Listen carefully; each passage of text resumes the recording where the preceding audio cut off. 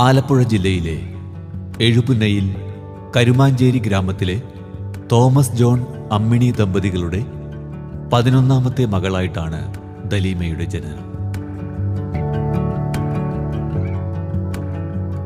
ബാല്യം മുതൽ പള്ളി പ്രവർത്തനങ്ങളിലും കൊയർ ഗ്രൂപ്പിലും സജീവമായിരുന്ന ദലീമ പിന്നീട് ക്രിസ്ത്യൻ ഭക്തിഗാനങ്ങളിലൂടെ സംഗീത ആസ്വാദകരുടെ മനസ്സിൽ ഇടം നേടിയെടുത്തു. നാടകഗാനങ്ങളും ചലച്ചിത്രഗാനങ്ങളും 7000-ഓളം ക്രിസ്ത്യൻ ഭക്തിഗാനങ്ങളും പാടിയ ദലീമ ഇന്ന് ജനപ്രതിനിധിയായ ഒരു MLA കൂടിയാണ്. 2001-ലും 2003-ലും പിന്നീട് 2008-ലും നാടകഗാനത്തിനുള്ള സംസ്ഥാന അവാർഡും ദലീമയെ തേടിയെത്തി.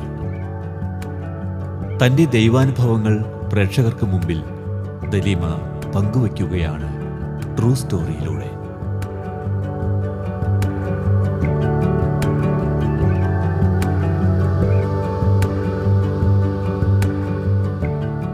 ആലപ്പുഴ ജില്ലയിലെ ചേർത്തലയിൽ എഴുപുന്ന എന്ന നാട്ടിൽ കരുമാഞ്ചേരി എന്ന ഗ്രാമത്തിലാണ് എൻ്റെ ജനനം. കരുമാഞ്ചേരി എന്നാണ് ഈ സ്ഥലത്തിൻ്റെ പേര്. ഇവിടെ എൻ്റെ അച്ഛൻ്റെ പേര് തോമസ് ജോൺ ആറാട്ടുകുളം, അമ്മ അമ്മിണി ജോൺ ആറാട്ടുകുളം. ഞങ്ങൾ 11 മക്കൾ. ഏറ്റവും മൂത്ത സെലിൻ, പിന്നെ ആൻ്റണി, ജസ്റ്റസ്, സ്കറിയ, ഞാനമ്മ, സോഹൻ, ലാസർ, ജിത, ഷീജ, പ്രീത, ദലീമ. ഏറ്റവും ഇളയതാണ് ദലീമ. 11 പേരിൽ ഏറ്റവും ഇളയതായിരുന്നു ഞാൻ. കുഞ്ഞിലെ എൻ്റെ ഓർമ്മയിൽ ഞാൻ ഒരു 4 വയസ്സുള്ളപ്പോൾ മുതൽ പള്ളിയിലെ ഗായികയാണ്. എൻ്റെ ഓർമ്മയിൽ ഞാൻ പള്ളിയിലെ ഗായികയാണ്. എൻ്റെ സഹോദരങ്ങൾ, എൻ്റെ ബ്രദേഴ്സിൽ ഞങ്ങൾ 4 സിസ്റ്റേഴ്സ്, നേരെ ഏറ്റവും താഴെ 4 സിസ്റ്റേഴ്സ് കഴിഞ്ഞിട്ടാണ് എൻ്റെ ബ്രദേഴ്സിൻ്റെ തുടക്കം. അപ്പം അതിൽ ഏറ്റവും ഇളയ ആൾ ഗ്രിഗറി, പിന്നെ അതിൻ്റെ മൂത്ത സോഹൻ. അപ്പം ഇവരാണ് കൂടുതൽ പാട്ടിന് എന്നെ എപ്പോഴും പ്രോത്സാഹിപ്പിക്കുന്നത്. എപ്പോഴും അച്ഛൻ ഗ്രിഗറിച്ചാൻ പള്ളിയിലെ പാട്ടുകാരനായിരുന്നു, നന്നായിട്ട് പാടും. അച്ഛൻ നല്ല ഗായകനായിരുന്നു. അമ്മ ഭയങ്കര ആസ്വാദകയായിരുന്നു, കവിത ആസ്വദിക്കും. അതുപോലെ തന്നെ അച്ഛൻ്റെ ബ്രദർ നല്ല എഴുത്തുകാരനായിരുന്നു, നന്നായിട്ട് കവിതകൾ എഴുതുന്നതായിരുന്നു അദ്ദേഹം. അപ്പം നന്നായിട്ട് പാടുകയും ചെയ്യും. അച്ഛൻ്റെ ബ്രദേഴ്സൊക്കെ നല്ല, ഞങ്ങളൊരു കലാലോകമായിരുന്നു, കലയുടെ വാസനയുള്ള ഒരു കുടുംബം തന്നെയായിരുന്നു. അപ്പം അതുകൊണ്ട് എനിക്കും ചെറുതായിട്ട് പാടുവാനുള്ള വാസന ഉണ്ടായി. പക്ഷേ ഏറ്റവും നല്ല ഗായകർ ഞങ്ങൾ ഈ 11 പേരിൽ ഒരു 6 പേരെങ്കിലും അതിമനോഹരമായിട്ട് പാടുന്നവരായിരുന്നു. അതിൽ ഒരുപക്ഷെ ഞാൻ ഏറ്റവും മോശം ഗായിക തന്നെയാണെന്ന് പറയാം. പക്ഷെ ഞാൻ ഈ ചർച്ചിൽ എപ്പോഴും എന്നെയാണ് പാടാനായിട്ട് ചർച്ചിൽ കൊണ്ടുപോകുന്നത്. ഈ കുഞ്ഞിലെ മുതൽ എൻ്റെ സഹോദരങ്ങൾ എന്നെ പാട്ട് എഴുതി പഠിപ്പിച്ചു തരും. അങ്ങനെ പാട്ട് പാടി പഠിപ്പിച്ചു തരുന്ന പാട്ട് എനിക്ക് കാണാതെ ഞാൻ പാടും. എനിക്കന്ന് എഴുത്തറിയാൻ പാടില്ലല്ലോ. അപ്പം ആ സമയത്ത് മുതലാണ് പാടുന്നത്. എൻ്റെ കുട്ടിക്കാലം എന്ന് പറഞ്ഞാൽ ഏറ്റവും കൂടുതൽ സന്തോഷം നിറഞ്ഞൊരു കാലഘട്ടമായിരുന്നു. ഞാൻ ഒരു പൂത്തുമ്പിയെ പോലെ പാറി നടക്കുന്ന ഒരു സമയമാണ്. ഞാൻ ഏപ്രിൽ 10 എൻ്റെ ജനനത്തോടുകൂടെയാണ് എൻ്റെ അച്ഛൻ പറഞ്ഞ് ഞാൻ കേട്ടിട്ടുണ്ട്, എൻ്റെ ജനനത്തോടുകൂടെ അച്ഛൻ്റെ സ്വത്തുക്കൾ മുഴുവനും ഇല്ലാതായെന്നാണ് അച്ഛൻ പറയുക. കടക്കാരായി തീർന്നു എന്നുള്ളത്. ആവശ്യത്തിന് ഭൂസ്വത്തൊക്കെ ഉണ്ടായിരുന്ന ഒരു പാരമ്പര്യമുള്ള ഒരു കുടുംബമായിരുന്നു. പക്ഷേ പിന്നീട് എൻ്റെ ജനനത്തോടെ അതെല്ലാം നഷ്ടപ്പെട്ടു. വലിയ കടബാധ്യതയും വലിയ ജീവിതം, ദുഃഖകരമായ ജീവിതത്തിലൂടെ ഞങ്ങൾ ഒരുപാട് കടന്നുപോയി. ചുറ്റിനും സമ്പന്നത നിറഞ്ഞൊരു ലോകത്ത് എൻ്റെ അച്ഛൻ്റെ സഹോദരങ്ങളെല്ലാം തന്നെ, കസിൻസൊക്കെ തന്നെ ഇവിടെ കരുമാഞ്ചേരി ഫാമിലിയാണ്. അവരെല്ലാം വലിയ സമ്പന്നരായിരുന്നു. അതിന് നടുക്ക് ഞങ്ങൾ ഒരുപാട് ഞെരുക്കങ്ങളിലൂടെ കടന്നുപോയി. ആ ഞെരുക്കങ്ങളിൽ ഏറ്റവും കൂടുതൽ എന്നെ സഹായിച്ചത് എൻ്റെ കലയാണ്, അല്ലെ എൻ്റെ കുടുംബത്തെ ഈ കലയാണ്. സംഗീതമായിരുന്നു ഏറ്റവും കൂടുതൽ. കർത്താവ് നമുക്ക് തന്ന സംഗീതം, അത് നിത്യം ദേവാലയത്തിൻ്റെ കോണിൽ നിന്ന് പാടുവാനുള്ള ഭാഗ്യമുണ്ടാവുകയും ആ പാട്ടിലൂടെ ഞാനിങ്ങനെ വളർന്നു. എല്ലാവരും സ്നേഹിച്ചു, എല്ലാത്തിനെയും സ്നേഹിച്ചു.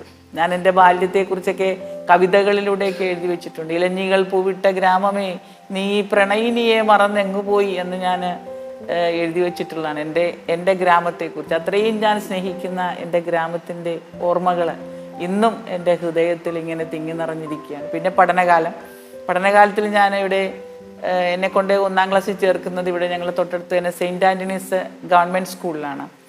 അവിടെ ആ ബാല്യത്തിൽ തന്നെ എന്നെ പാടിക്കാനായിട്ട് എൻ്റെ അധ്യാപകർ, ഞാൻ പാട്ട് പാടുമെന്നവർക്ക് തിരിച്ചറിഞ്ഞതോടുകൂടി ബാലമാഷൊക്കെ എന്നെ കൊണ്ടു നടക്കുന്ന ഓർമ്മകൾ ഇന്നും എൻ്റെ ഹൃദയത്തിലുണ്ട്. ആ ഓർമ്മകളിലൂടെ ഇങ്ങനെ പല വേദികളിലും, അന്നൊക്കെ എന്ന് പറഞ്ഞാൽ മത്സരവേദികളിൽ വലിയ മുതിർന്ന കുട്ടികളുമായിട്ട് നമുക്ക് മത്സരിക്കണം. ഇന്നത്തെ പോലെ പിന്നെ എന്താ പറയുക, ചെറിയ കുട്ടികളുടെ ഒരു ലോകമല്ല. മുതിർന്ന ചെറിയ കുട്ടികളും കലയിൽ വ്യത്യാസങ്ങളില്ല. 10ാം ക്ലാസ്സിൽ പഠിക്കുന്ന കുട്ടികളും നമ്മൾ 1ാം ക്ലാസ്സിൽ പഠിക്കുന്ന കുട്ടിയൊക്കെ കലയിൽ തുല്യർ തന്നെയായിരുന്നു, മത്സരത്തിൽ ഒരേപോലെയായിരുന്നു. പക്ഷെ എനിക്ക് ചെറിയ സോപ്പ് പെട്ടിയും പാട്ട് പാടുമ്പോൾ സോപ്പ് പെട്ടിയും പെൻസിലും ഒക്കെ ആയിരുന്നു എൻ്റെ ഓർമ്മകളിൽ കിട്ടുന്ന സമ്മാനം. ആ സമ്മാനം ഇന്നും മറക്കുവാൻ എനിക്ക് സാധിച്ചിട്ടില്ല. ഇന്നിപ്പോൾ സംഗീതത്തിൻ്റെ ലോകത്ത് ഞാൻ 7000-ഓളം ക്രിസ്ത്യൻ ഡിവോഷണൽ പാടി. കർത്താവിൻ്റെ പാട്ട് ഏറ്റവും കൂടുതൽ പാടിയത്.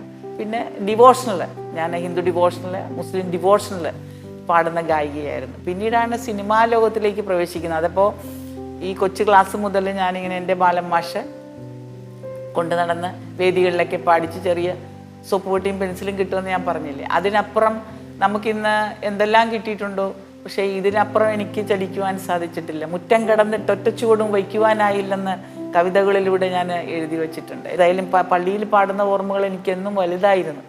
കാരണം പള്ളിയാണ് എൻ്റെ ജീവനായിരുന്നു, ഏറ്റവും കൂടുതൽ ജീവനായിരുന്നു പള്ളി. കാരണം ഏത് എന്താ പറയുക, ക്രിസ്മസ് ആണെങ്കിലും ഈസ്റ്റർ ആണെങ്കിലും ഒരു മരണമാണെങ്കിലും ഞാൻ പാടാത്ത ഒരു മരണവോ ഞാൻ പാടാത്ത ഒരു കല്യാണവോ എൻ്റെ നാട്ടിലുണ്ടായതായിട്ട് എൻ്റെ ഓർമ്മയിലില്ല. ഞാനെന്നും ആ ചർച്ചിൻ്റെ കോണിൽ ഈ കൊച്ചു ഗായിക നിന്ന് പാടുന്നുണ്ടാവും.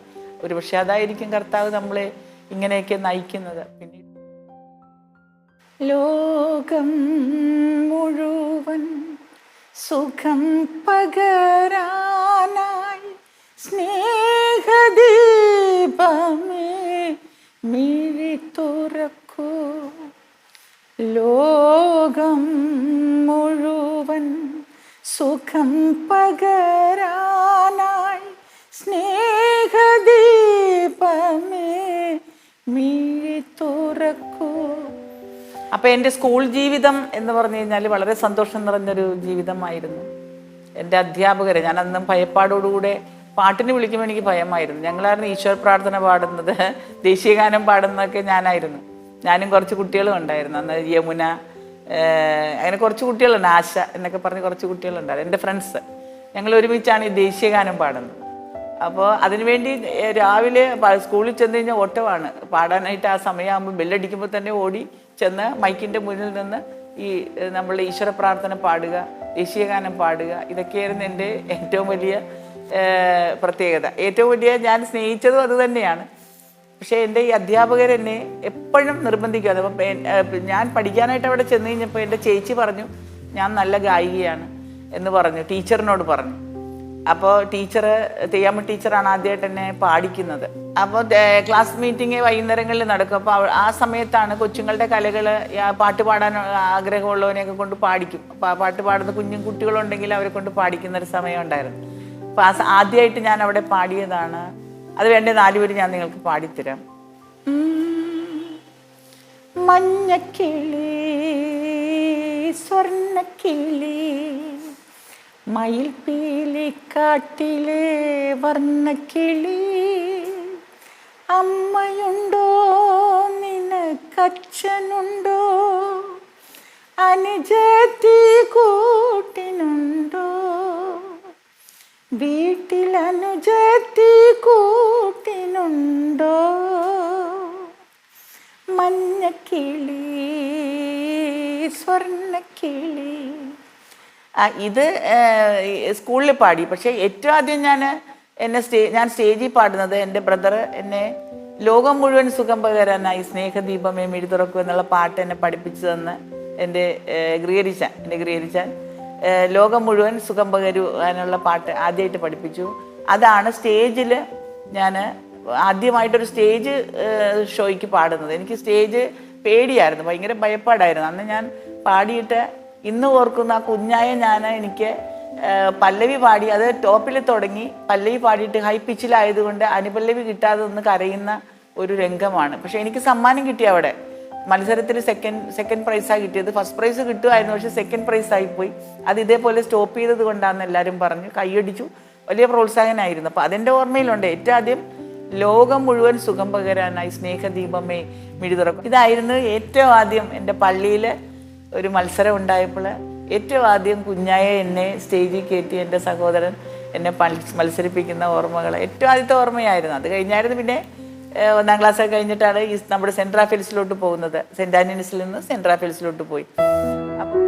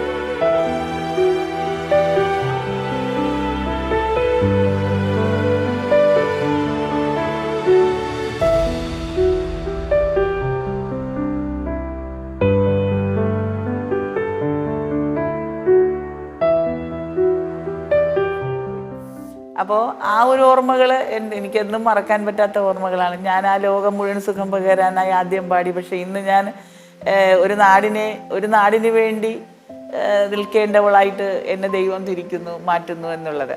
ഏതായാലും അതൊക്കെ കഴിഞ്ഞു. പിന്നെ പ്രീ ഡിഗ്രി 10ാം ക്ലാസ് കഴിഞ്ഞപ്പോൾ സ്കൂൾ ജീവിതം എന്ന് പറഞ്ഞാൽ വലിയ സന്തോഷമായിരുന്നു. കാരണം അധ്യാപകർ ഏറ്റവും കൂടുതൽ എന്നെ കൊണ്ട് പാടിക്കുവാനും എൻ്റെ കലയെ വളർത്തുവാനും എൻ്റെ അധ്യാപകരും എൻ്റെ ബ്രദേഴ്സ്, എൻ്റെ സഹോദരങ്ങളും, എൻ്റെ അച്ഛനും അമ്മയും, ഞാൻ പറഞ്ഞില്ല അയൽപ്പക്കമൊക്കെ കൂടെ നിലകൊണ്ട് എന്നെ വളർത്തി. പിന്നീട് പ്രീ ഡിഗ്രിക്ക് ഞാൻ ആദ്യമായിട്ട് സെൻറ്റ് മൈക്കിൾസ് കോളേജിലാണ് പ്രീ ഡിഗ്രി പഠിക്കുവാനായിട്ട് ചെന്ന് ചേരുന്നത്. അന്നത്തെ എൻ്റെ പ്രത്യേകത എന്ന് പറഞ്ഞാൽ ഞാൻ കടന്നു ചെല്ലുന്നത് വരെ ഇന്നും എൻ്റെ ഓർമ്മയിലുണ്ട്. ഞാനിങ്ങനെ നടന്ന് പ്രീ ഡിഗ്രി കോളേജിൻ്റെ പടികൾ കടന്ന് അകത്തോട്ട് ചെന്നു. അപ്പോൾ എൻ്റെ ഒരു സഹോദരൻ, എൻ്റെ ഒരു കസിൻ അവിടെ പഠിപ്പിക്കുന്നുണ്ട്. അദ്ദേഹം അധ്യാപകനാണ്, പൈസ എന്ന് പറയുന്ന അദ്ദേഹം അവിടുത്തെ അധ്യാപകനാണ്. അപ്പം അമ്മ അദ്ദേഹത്തെ കണ്ടു. അങ്ങനെയാണ് എനിക്ക് അവിടെ അഡ്മിഷനൊക്കെ റെഡിയായിട്ട് ഞാൻ അവിടെ പഠിക്കാൻ ചെല്ലുന്ന ഓർമ്മകൾ. ചെല്ലുമ്പോൾ തന്നെ ഒരു നാടിൻ്റെ പ്രത്യേകത, എൻ്റെ അയൽപ്പക്കത്തുള്ള എൻ്റെ കൂടെ വളർന്ന ജോസി എന്നൊക്കെ പറഞ്ഞ കുറച്ച് കൂട്ടുകാരൊക്കെ അവിടെ ഉണ്ട്. അദ്ദേഹം അവിടെ ആ കൊച്ചൻ അവിടെ നിൽപ്പുണ്ട്. അവരുടെ ചുറ്റിനും കുറേ കൂട്ടുകാരുണ്ട്. അവർ പ്രീ ഡിഗ്രി സെക്കൻഡ് ഇയർ ആയി. അപ്പോൾ അവിടെ നിൽക്കുകയാണ് ഇവരെല്ലാവരും കൂടെ. അപ്പോൾ കൂട്ടുകാരെല്ലാം കൂടെ നിന്ന് കളിയാക്കുന്ന ഓർമ്മയാണ്. ഞാനിങ്ങനെ നടന്നു ചെല്ലുമ്പോൾ ഇവരുടെ കൂട്ടുകാരിൽ നിന്ന് എന്നെ ഇങ്ങനെ കളിയാക്കിയാണ്. അപ്പോൾ എൻ്റെ അയൽപ്പക്കത്തുള്ള ഈ ജോസി എന്നുള്ള എൻ്റെ പണ്ടത്തെ ഒരു ഫ്രണ്ടാണ്. ഞങ്ങളൊക്കെ ഒരുമിച്ച് വളർന്നതാണ്. അദ്ദേഹം ഉടനെ തന്നെ പറഞ്ഞു, ആ കുട്ടീനെ നിങ്ങൾ കളിയാക്കരുത്, പിന്നെ അത് എൻ്റെ അയൽപ്പക്കമാണ്, ഞാൻ സഹോദരീനെ പോലെ സ്നേഹിച്ചവരാണ് അവരൊക്കെ, ആ കുട്ടീനെ നിങ്ങൾ കളിയാക്കണ്ട എന്ന് പറയുന്ന, അതായത് ഒരു അയൽപ്പക്കത്തുള്ള ഒരു വ്യക്തിത്വം എങ്ങനെയാവണം, സ്വന്തം സഹോദരങ്ങളെപ്പോലെ പ്രൊട്ടക്റ്റ് ചെയ്യാനായിട്ട് മുന്നിലോട്ട് വരുന്ന ഓർമ്മ ഇന്നുണ്ട്, എനിക്കിന്നുണ്ട്. അതൊക്കെ മറക്കാൻ പറ്റുന്നില്ല. അപ്പോൾ നമ്മളുടെ ഓർമ്മയാണ്. അവിടെ ചെന്ന് കഴിഞ്ഞിട്ട് പിന്നെ എൻ്റെ കസിൻ അവിടെ ഉണ്ടായിരുന്നു, ജാക്സൺ ആറാട്ടുകുളം എന്ന് പറയുന്നത്. അപ്പോൾ അദ്ദേഹം എന്നെ തിരിച്ചറിഞ്ഞു. ഞാൻ ഗായികയാണ്, കാരണം എൻ്റെ സർട്ടിഫിക്കറ്റിൽ ഞാൻ ബെസ്റ്റ് സിംഗർ എന്നും പറഞ്ഞിട്ടിട്ടുണ്ടായിരുന്നു. അപ്പോൾ തന്നെ അവിടെ കോളേജിൽ എല്ലാവരും തിരിച്ചറിഞ്ഞു പാട്ടുകാരിത്തിയാണ് എന്നുള്ള ഒരു ചിന്തയിൽ എന്നെ നോക്കാനും ഇഷ്ടത്തോടുകൂടെ നോക്കാൻ തുടങ്ങി. എങ്കിൽ കൂടെ പാടാൻ എനിക്ക് ഭയപ്പാടായിരുന്നു. പക്ഷേ അവിടെ ഒരു മത്സരത്തിന് എന്നെ മത്സരത്തിനല്ല, അതിനു മുന്നേ ഒരു പ്രോഗ്രാമിന് ആദ്യമായിട്ട് പാടാൻ പോകുന്നൊരു കാഴ്ച ഇന്നും എൻ്റെ ഹൃദയത്തിലുണ്ട്. ആൾക്കാർ, ഞാൻ പാടാതെ ഒരു മൂലക്ക് നിൽക്കുകയാണ്. കുറേ കുട്ടികൾ, കോളേജിലെ കുട്ടികൾ നല്ല ഗായകരൊക്കെ ഉണ്ട്. അപ്പോൾ അവരുടെ പ്രാക്ടീസൊക്കെ കഴിഞ്ഞാണ് എൻ്റെ പ്രാക്ടീസ് എന്നെ പാടിക്കാനായിട്ട് ഫ്രണ്ടിലോട്ട് വന്നു. ഞാൻ തേനും പയമ്പോ എന്നുള്ള പാട്ടാണ് പാടുന്നത്. അപ്പോൾ അത് പാടാനായിട്ട് വന്നപ്പോൾ ഇവരെ വലിയ മൈൻഡൊന്നും ഇല്ല. കാരണം ഞാൻ ഒരു പാട്ടുകാരിയെങ്കിലും അവർക്കറിയില്ല ഞാൻ എങ്ങനെയാണ് പാടുന്നതെന്നൊന്നും അറിയില്ലല്ലോ. എൻ്റെ പാട്ടോട്ട് കേൾക്കണമില്ല. കാരണം പേടിച്ചിട്ട് എനിക്ക് പാടാൻ പറ്റുന്നില്ല. പ്രാക്ടീസിന് പോലും ഞാൻ നന്നായിട്ട് പാടിയില്ല. പിന്നീട് സ്റ്റേജിലോട്ട് വന്നു. ഞാൻ സ്റ്റേജിലോട്ട് കയറുന്നത് എന്നും എൻ്റെ ഓർമ്മയിലുണ്ട്. ഞാൻ ആദ്യമായിട്ട് സ്റ്റേജിൽ വന്നു, മൈക്കിൻ്റെ മുന്നിൽ നിന്നു. അപ്പോൾ വലിയ കൂവാണ്, ആൺകുട്ടികളും പെൺകുട്ടികളും ഒക്കെ കൂവി തകർത്തുകൊണ്ടിരിക്കുകയാണ്. കോളേജ് ജീവിതമല്ലേ. വേറൊരു ഒരു ഒരു വിഭ്രമ ലോകമാണ്. നമുക്ക് ആകെ പേടിച്ചും ഭയന്നും നമ്മളിങ്ങനെ നിൽക്കുക. പക്ഷെ പൂവൽ തുടങ്ങിയപ്പോൾ എനിക്കത് തമാശയായിട്ട് തോന്നി. എൻ്റെ ഭയപ്പാട് കുറച്ച് കുറഞ്ഞു. ഞാൻ തേനും മയമ്പും എന്നുള്ള പാട്ടാണ് ആദ്യം പാടി തുടങ്ങിയത്. തേനും മയമ്പും പാടിയതോടുകൂടെ തന്നെ ഞാൻ ഇന്നും ഓർക്കുന്നു, കോളേജ് കംപ്ലീറ്റ് നിശബ്ദമായി.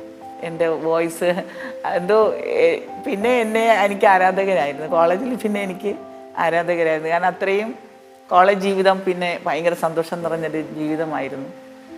ഏതായാലും അങ്ങനെ വളർന്നു. പ്രീ ഡിഗ്രി കഴിഞ്ഞു. കോളേജിൽ ഞാൻ പാട്ടിന് ഫസ്റ്റായിരുന്നു. പ്രീ ഡിഗ്രി കഴിഞ്ഞിട്ട് പിന്നീട് ഞാൻ റെക്കോർഡിങ് സ്റ്റുഡിയോ, അത് ഇന്ന് എൻ്റെ ഹസ്ബൻഡായിട്ടിരിക്കുന്ന അദ്ദേഹമാണ് എന്നെ ആദ്യമായിട്ട് റെക്കോർഡിങ് സ്റ്റുഡിയോ കാണിക്കുന്നത്. അപ്പോൾ അദ്ദേഹം ബേണി ഇഗ്നേഷ്യസിനെ ചെന്ന് കണ്ടു. അവരെ കണ്ടു. എനിക്ക് പിന്നെ എന്നെ വിളിച്ചിട്ട് പറഞ്ഞു, ദലീമ പിന്നെ ഒരു പാട്ട് പാടൂ കുട്ടിയെന്ന് പറഞ്ഞു. അന്ന് ഞാനിങ്ങനെ പഠിച്ചുകൊണ്ടിരിക്കുന്ന സമയത്തായതുകൊണ്ട് എന്നെ കാണിച്ചപ്പോൾ അവർ പറഞ്ഞൊരു പാട്ട് പാടുമെന്ന്, കേൾക്കട്ടെ, ഞങ്ങൾ കേൾക്കട്ടെ എന്ന് പറഞ്ഞു. അങ്ങനെ ഞാൻ ഒരു കീർത്തനം പാടി.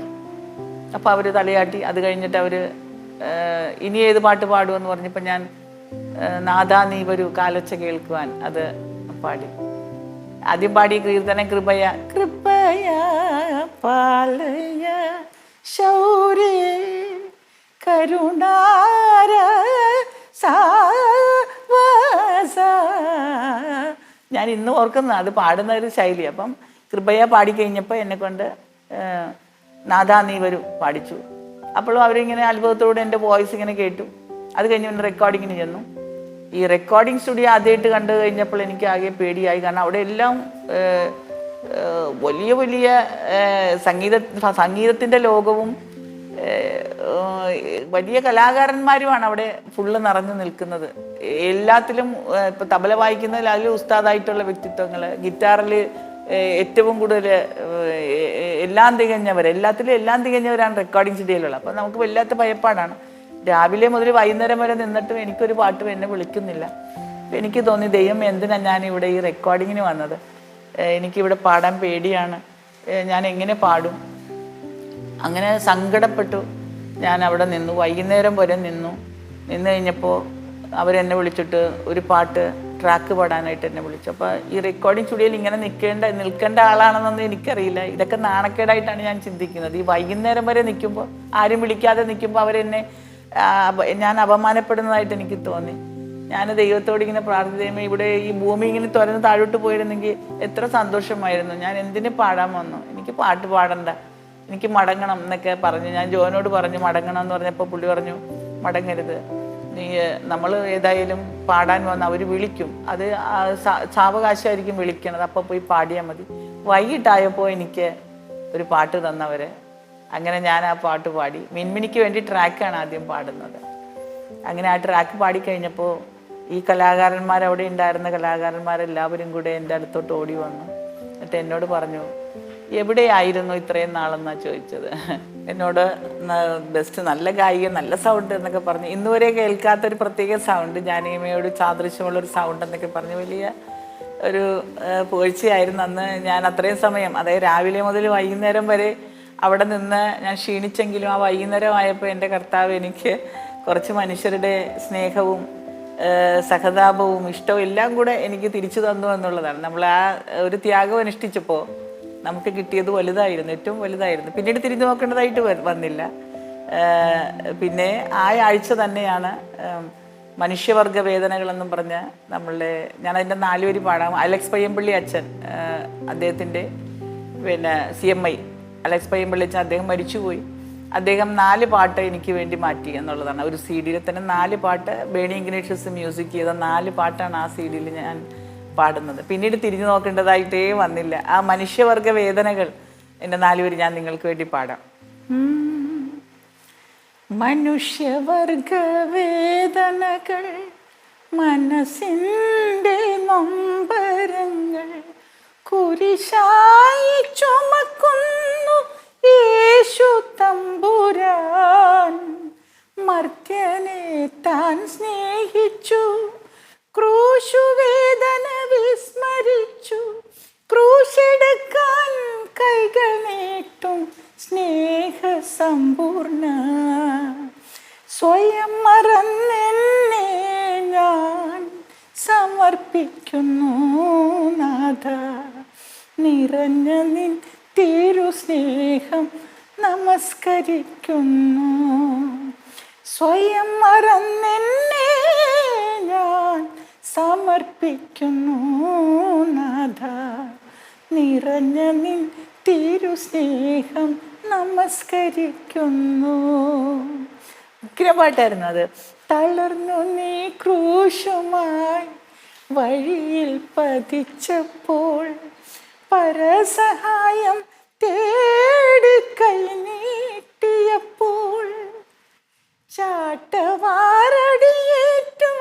മേനി തകർന്നല്ലോ, സ്നേഹമൊട്ടും ലഭിക്കാത്ത സ്നേഹസമ്പൂർണ. ഉഗ്രം പാട്ടായിരുന്നു അത്. പാടാനുള്ളൊരു വലിയ ഭാഗ്യം ഉണ്ടായതാണ് എൻ്റെ ജീവിതത്തിലെ ഏറ്റവും വലിയ, എന്താ പറയുക, പിന്നീട് തിരിഞ്ഞു നോക്കേണ്ടതായിട്ട് വന്നില്ല. ദൈവം എന്നെ ഇങ്ങനെ റെക്കോർഡിങ്ങിലൂടെ ക്രിസ്ത്യൻ ഭക്തിഗാനം ധാരാളം പാടി.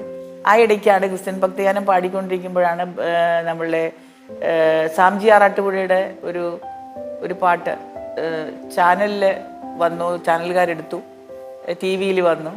അത് കേട്ടിട്ടാണ് പ്രേംപ്രകാശ് സാർ ആ പാട്ട് കേട്ടു. അതിനുശേഷമാണ് ആദ്യമായിട്ട് കല്യാണപ്പിറ്റ എന്നുള്ള പടത്തിൽ രവീന്ദ്ര മാസ്റ്ററിൻ്റെ പടത്തിലേക്ക് എന്നെ ക്ഷണിക്കുന്നത്. അപ്പം അതിന് മുന്നേ രവീന്ദ്ര മാസ്റ്ററിനെ പോയി ഞാനും ജോയും കൂടെ പോയി കണ്ടു, സിബി മലയിൽ സാറിനെ കണ്ടു, അങ്ങനെ കുറച്ച് പേരെയൊക്കെ എന്നെ കൊണ്ട് കാണിച്ചു എന്നെ. പക്ഷേ ആ സമയം എന്നെ പാട്ടിനൊന്നും പിന്നെ ആരും ആ സമയത്ത് വിളിച്ചില്ല. പക്ഷേ ഈ ഡിവോഷനിൽ കേട്ടിട്ട് അവരെന്നെ ഈ കല്യാണ പിറ്റേന്നിൽ ആദ്യമായിട്ട് പാടിക്കുവാനായിട്ട് ക്ഷണിക്കുകയായിരുന്നു. അതിൻ്റെ ടൈറ്റിൽ സോങ് ആയിരുന്നു. കെ ഹരിദാസ് ആയിരുന്നു എൻ്റെ ഡയറക്ടർ. ഞാൻ ഇന്നും ഓർക്കുന്നു രവീന്ദ്ര മാസ്റ്ററിൻ്റെ പാട്ട് പാടാനായിട്ട് മദ്രാസിലോട്ട് ഭയപ്പാടോടെ ചെന്നതും അവിടെ വെച്ച് ചിത്ര ചേച്ചിനെ കാണുന്നതും ചിത്ര ചേച്ചി എന്നോട് എത്രയോ സ്നേഹമായിട്ട് ഇടപഴകുന്നതും. ഞാനപ്പോൾ അവരെയൊക്കെ ഒത്തിരി വലുതായിട്ടാണ് നമ്മൾ ചിന്തിക്കുന്നത്. പക്ഷെ ആ ഒരു വലിപ്പം, ഒരു എന്താ പറയുക, ഒരു നെഗളമോ ഒന്നും ഇല്ലാത്തൊരു പാവം സ്ത്രീയായിട്ട് എൻ്റെ സ്നേഹമായിട്ട് എന്നോട് പെരുമാറുകയും നന്നായിട്ട് പാടുന്നുണ്ട് കേട്ടോ എന്നൊക്കെ പറഞ്ഞ് എന്നെ പ്രോത്സാഹിപ്പിക്കുകയൊക്കെ ചെയ്ത് പലരെയും പരിചയപ്പെടുത്തി. ഇങ്ങനെ ദലീമ എന്നുള്ള ഗായികയാണ്. അപ്പോൾ എനിക്ക് വേണ്ട ഡിവോഷണലൊക്കെ ചിത്ര ചേച്ചി കേട്ടു എന്നാണ്. ചിത്ര ചേച്ചി ജാനകിയുടെ പാട്ട് ഭയങ്കര ജീവനായിരുന്നു. അപ്പം ഒരുപക്ഷെ അതുകൊണ്ടായിരിക്കും എന്നെ കണ്ടപ്പോൾ അത്രയും സ്നേഹം എന്നോട് കാണിച്ചു. അപ്പോൾ ഒരു ഗായിക എങ്ങനെയാകണം, അല്ലെങ്കിൽ ഒരു കലാകാരൻ എങ്ങനെയാകണമെന്ന്, എത്ര എളിമപ്പെടണമെന്ന് കാണിക്കുന്ന ഒരു മാതൃകയായിരുന്നു അന്ന് ചിത്ര ചേച്ചി കാണിച്ചത്. ഞാൻ ഇന്നും അത് ഓർക്കുന്നു. ഏതായാലും രവീന്ദ്ര മാസ്റ്ററിൻ്റെ പാട്ട് പാടാനായിട്ട് ആദ്യമായിട്ട് ഞാൻ റെക്കോർഡിംഗ് സ്റ്റുഡിയോയിലോട്ട് കയറുന്ന ഞാൻ രവീന്ദ്ര മാസ്റ്റർ പാട്ടാണെന്ന് വിചാരിച്ചപ്പോൾ തന്നെ ഒരു സെമി ക്ലാസിക്കലാണ് എൻ്റെ മനസ്സിലോട്ട് പോയത്. ദൈവമേ ഞാൻ എങ്ങനെ പാടും. അന്ന് ഞാൻ ക്ലാസിക്കൽ പഠിച്ചു കഴിഞ്ഞ് നമ്മുടെ ഗാനഭൂഷണത്തിൻ്റെ പഠനം പഠിച്ചു. ഞങ്ങളുടെ MGT കോഴ്സാണ്. മദ്രാസിൽ പോയി എക്സാം എഴുതണം. എൻ്റെ ഗുരു പള്ളുരുത്തി പിന്നെ രാമൻകുട്ടി ഭാഗവതരാണ് എൻ്റെ ഗുരു. ഞങ്ങൾ മദ്രാസിൽ പോയിട്ട് വേണം എക്സാം എഴുതാനായിട്ട്. അപ്പോൾ ഈ പഠിക്കുന്ന സമയത്ത് ഞങ്ങളുടെ ഗാനഭൂഷണത്തിൻ്റെ പഠനമാണെങ്കിലും അതിന് സബ്ബായിട്ട് ഞങ്ങൾക്ക് ഇൻസ്ട്രുമെൻ്റ് എടുക്കേണ്ട. അപ്പം അത് മാത്രമേ വ്യത്യാസമുള്ളൂ. തിയറിയും പ്രാക്ടിക്കലും എല്ലാം ഉണ്ട്. അപ്പം അങ്ങനെയാണ് മദ്രാസിൽ അന്ന് എക്സാം എഴുതുന്നത്. ആ എക്സാമിലൊക്കെ പാസ്സായി ഗാനഭൂഷണം 4 വർഷത്തെ പഠനം കഴിഞ്ഞൊക്കെ നിൽക്കുന്ന സമയത്തായിരുന്നു സിനിമയിൽ പാടുന്നത്. അപ്പോൾ ക്ലാസിക്കൽ പാടാൻ എനിക്ക് പറ്റും. എങ്കിൽ കൂടെ എനിക്ക് രവീന്ദ്ര മാസ്റ്ററിൻ്റെ പാട്ട് കുറച്ച് ടഫായിരിക്കുമല്ലോ എന്നുള്ളൊരു ചിന്തയും പേടിയും കൂടുതലുണ്ടായിരുന്നു. പക്ഷെ പാടാൻ നിന്നപ്പോൾ കിട്ടിയതെന്ന് പറഞ്ഞാൽ ഒരു എന്താ പറയുക, ഒരു ജിൽ പോലെ നിൽക്കുന്ന ഒരു മലയാളത്തോടുള്ള ഒരു പാട്ട്, ഒരു മലയാളിയുടെ പാട്ട്, ഒരു കേരളത്തിൻ്റെ പാട്ട്, മനോഹരമായ കേരളത്തെക്കുറിച്ചുള്ള വർണ്ണനകളുള്ള അത് ഞാൻ നിങ്ങൾക്ക് നല്ലൊരു പാടിത്തരാം. ആദ്യമായിട്ട് പാടിയ പാട്ടാണല്ലോ. തെച്ചിമലർക്കാടുകളിൽ കൊച്ചരുവി പാട്ടൊഴുകും പിച്ചകപ്പു മലയാളം. തെച്ചിമലർക്കാടുകളിൽ കൊച്ചരുവി പാട്ടൊഴുകും പിച്ചകപ്പു മലയാളം. മണിക്കുയിൽ മൊഴിത്തേൻ ചോരും നിറമഴ മുകിൽ തിരയാടും. ഇടവഴികളിൽ പൂമൂടും പൊന്നിലഞ്ഞികൾ കുടചൂടും എന്നും പറഞ്ഞ് ഉള്ള പാട്ടായിരുന്നു. അപ്പോൾ അത് എല്ലാവർക്കും വളരെയധികം ഇഷ്ടപ്പെട്ടു. തിയേറ്ററിലാണെങ്കിൽ ഞങ്ങൾ ആ സിനിമ കാണാൻ പോയപ്പോൾ ആ ടൈറ്റിൽ സോങ് ഭയങ്കര താളമുള്ളൊരു ടൈറ്റിൽ സോങ്. ഞാനത് പാടിക്കഴിഞ്ഞ ഉടനെ തന്നെ രവീന്ദ്ര മാഷിൻ്റെ ശിരസിൽ കൈവച്ചു. ഒറ്റ ടേക്കിന് എടുത്തു എന്നുള്ളതാണ്. അത് കൂടുതലായിട്ട് ട്രാക്ക് ഇങ്ങനെ പാടി എടുക്കേണ്ടതായിട്ട് വന്നില്ല. ഒറ്റ ടേക്കിന് പാടിച്ചു. മതി, ഇത്രയും പാടിയാൽ മതി എന്ന് പറഞ്ഞിട്ട് ഞാൻ അത്ഭുതത്തോടുകൂടിയാണ് റെക്കോർഡിംഗ് സ്റ്റുഡിയോയിൽ നിന്ന് ഇറങ്ങുന്നത്. കാരണം ഒരു ഡിവോഷണൽ പാടാൻ ചെല്ലുമ്പോഴും പല പ്രാവശ്യം പാടി കുറേ പ്രാവശ്യം പാടി തിരുത്തിയിട്ടാണ് 2 മണിക്കൂർ 3 മണിക്കൂറൊക്കെ എടുത്തിട്ടാണ് ഒരു പാട്ട് നമ്മൾ ഫുള്ളാണ്. ഇത് രവീന്ദ്ര മാഷ് എന്നെ പാടിക്കാൻ കയറ്റിയിട്ട് 2 പ്രാവശ്യം പാടി, ഒരു പ്രാവശ്യം പാടിച്ചു, 2ാമത്തെ പ്രാവശ്യം ഒന്ന് കേൾപ്പിച്ചു, വീണ്ടും ടേക്ക് മതി എന്ന് പറഞ്ഞു. അപ്പോൾ അത്രയും സിമ്പിളായിട്ട് പാടി ഞാൻ ഇറങ്ങിപ്പോന്നു. എൻ്റെ തലയിൽ കൈവച്ച നീ നല്ലൊരു ഗായികയാണ്, വളർന്നു വരും, നിനക്ക് ഒരുപാട് ഭാവിയുണ്ടെന്നൊക്കെ പറഞ്ഞ് അനുഗ്രഹിച്ചാണ് അന്ന് വിട്ടത്.